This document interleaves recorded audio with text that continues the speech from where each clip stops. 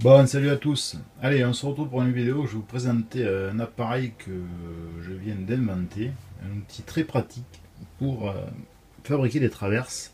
Alors, vous pouvez voir, j'en ai fabriqué pas mal. Pour fabriquer des traverses le plus efficacement possible. Tout d'abord, je vais vous faire voir à quoi ça ressemble des tirs au fond en Proto 87. Alors je vais vous faire voir ça parce que c'est très très petit. Et ceux qui font du Proto 87, franchement, je leur tire mon chapeau parce que je vais vous faire voir ça de plus près. Vous allez voir. Je sais pas si... J'espère que le focus va marcher. Voilà ce que sont des tirs au fond en Proto 87. C'est minuscule, d'ailleurs, vous voyez mon dos. Hein. C'est minuscule. Voilà. Dans les tiers-fonds en Proto 87, j'en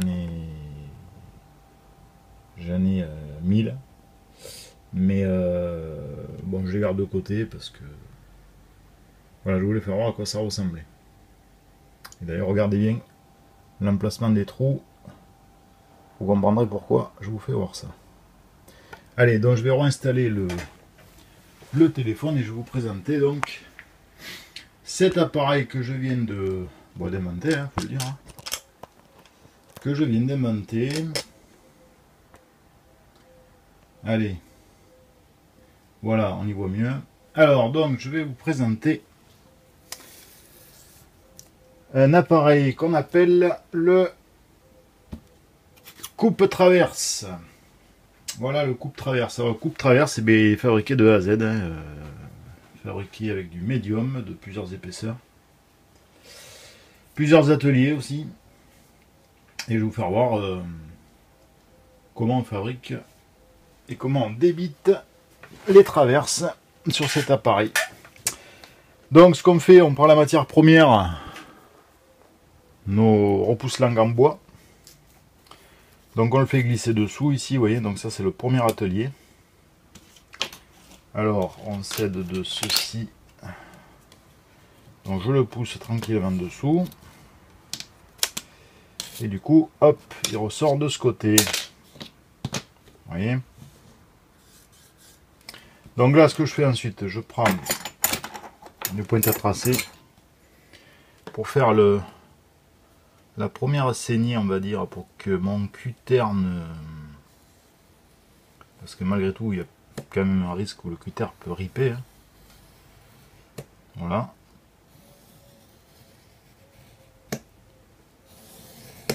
Ensuite, je prends mon cutter et je vais sortir ma baguette. Donc à la largeur des traverses, hein, comme je vous ai dit tout à l'heure. Voilà. Comme je vous ai dit tout à l'heure, je ne sais même pas si je vous l'ai dit d'ailleurs. Voilà, donc là, on a une baguette qui fait la largeur des traverses, ok. Alors ensuite, je mets la baguette ici.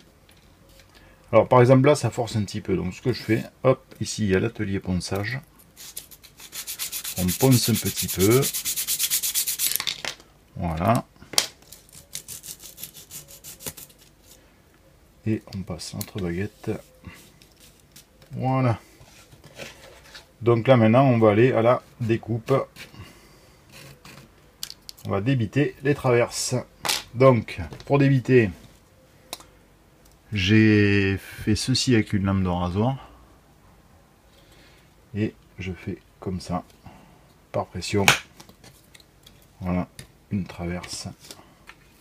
Je pousse. Voilà. Vous voyez, c'est beaucoup plus rapide. Hein. C'est plus sympa à faire.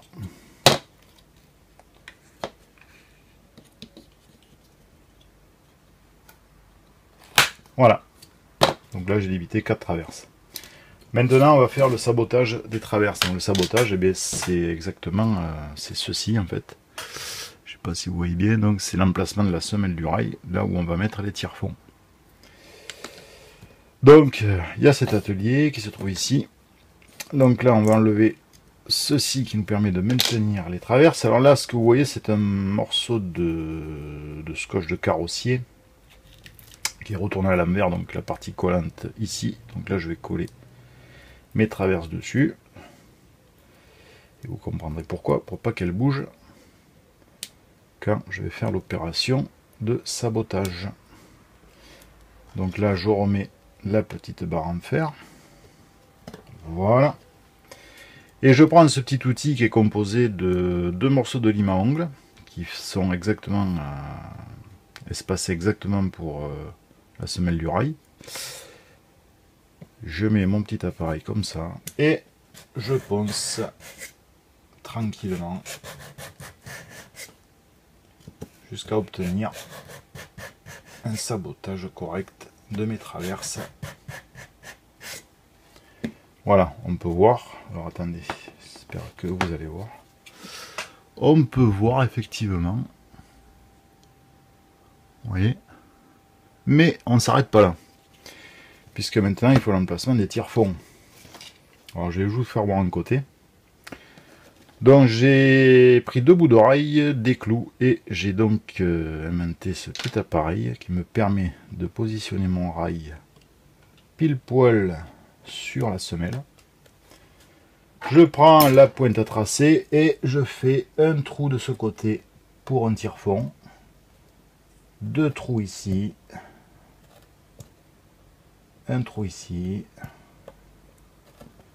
etc., etc., de ce côté comme de ce côté. Donc là je vais juste voir ce que ça donne.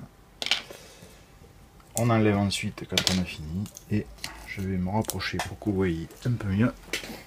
Et voilà ce que ça nous donne. Voilà le coupe traverse.